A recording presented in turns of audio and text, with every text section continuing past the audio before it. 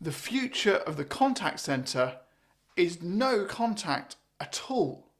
It starts with AI first, automating as much as possible, using AI to support agents, using AI to get insights about how interactions are going, and using those insights to improve your product and your processes to reduce the amount of contact you get.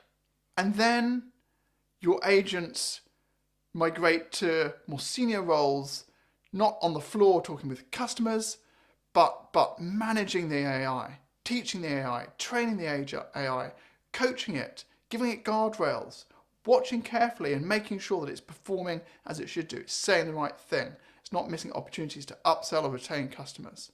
But the third stage of this transformation, I think, will be the most shocking.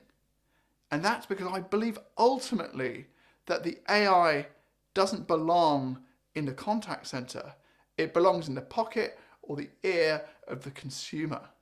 I think ultimately the way we see things going with early ideas such as Siri and Alexa, and where things are going now with Microsoft's co-pilots and GPTs on the OpenAI platform, is that consumers will have their own AI.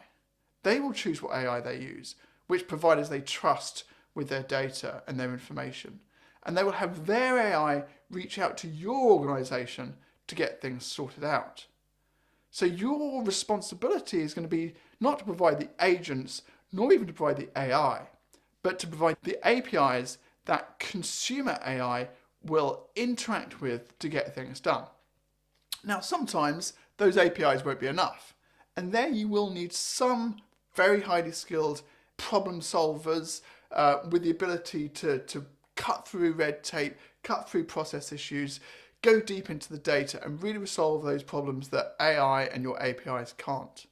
First, we're going to have the AI contact center.